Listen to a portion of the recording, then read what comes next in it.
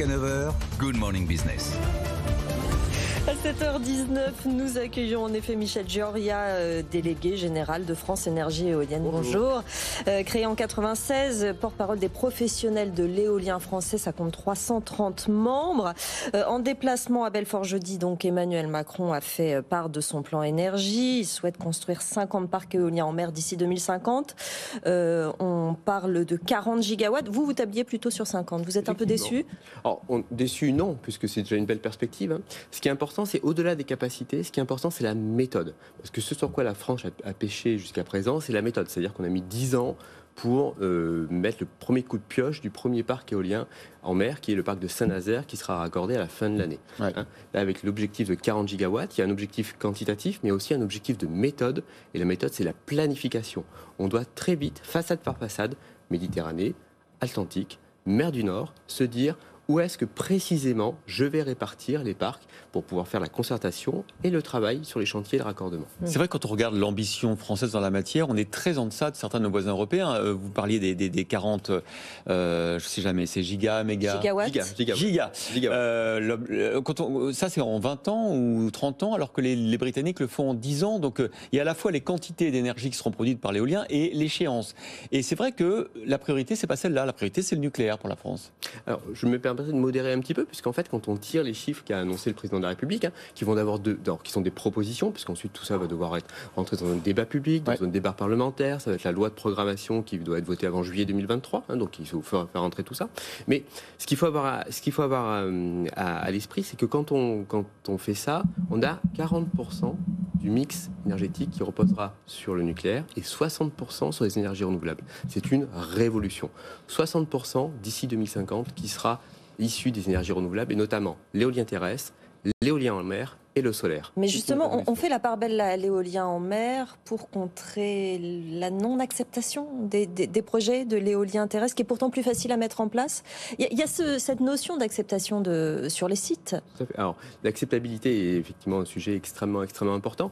Dans les propositions du président de la République, aujourd'hui, il propose effectivement un rééquilibrage entre éolien en mer et éolien sur terre, qu'il positionne à 40 gigawatts pour les deux filières. Ouais. Ce qu'il faut avoir à l'esprit, c'est que aujourd'hui, effectivement, si on veut accélérer la transition énergétique et surtout entre la période d'aujourd'hui, 2021 et 2035, ce qui est essentiel, hein, notamment pour des questions de décarbonation, de compétitivité, de pouvoir d'achat, l'éolien terrestre est la filière qui peut se déployer le plus rapidement, au coût le plus compétitif, avec le solaire. Donc effectivement, quand on modère un petit peu cet objectif-là, on est un peu dans un paradoxe de campagne, j'allais presque dire, hein, mais qu'il va falloir à un moment donné faire reboucler avec des questions de sécurité d'approvisionnement. C'est combien de fois plus cher l'éolien maritime par rapport à l'éolien terrestre? Alors, aujourd'hui, le dernier parc qui a été attribué, hein, c'est le parc de Dunkerque. Ouais.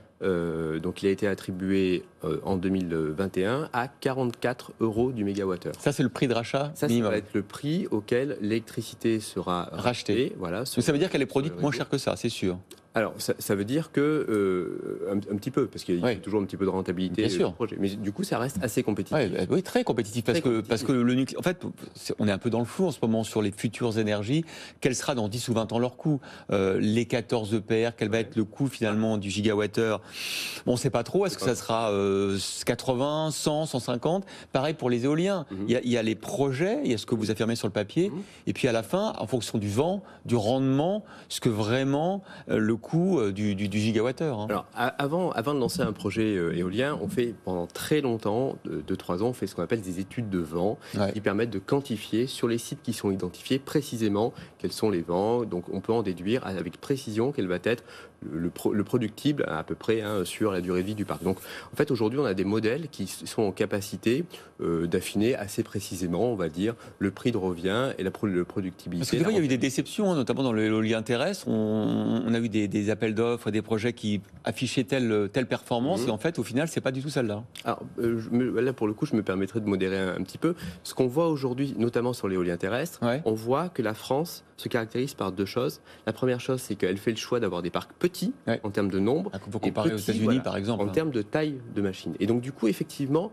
aujourd'hui, quelque part, quand on est à 60 € du mégawattheure sur l'éolien terrestre, quelque part, on paye la contrainte associée à la taille des machines. Ah oui. Si on libère un petit peu ça, ce qui peut se faire avec une concertation un peu ouverte en termes de débat public avec les riverains notamment, on peut arriver à des coûts qui sont nettement inférieurs à 50 €, voire 45 € du mégawattheure. Est-ce que les objectifs affichés par Emmanuel Macron la semaine dernière sont réalisables en termes de calendrier ?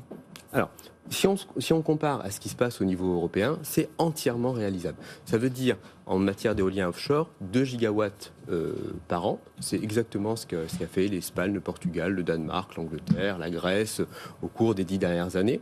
Donc, on sait faire, j'allais presque dire, techniquement, industriellement, dans un cadre réglementaire européen.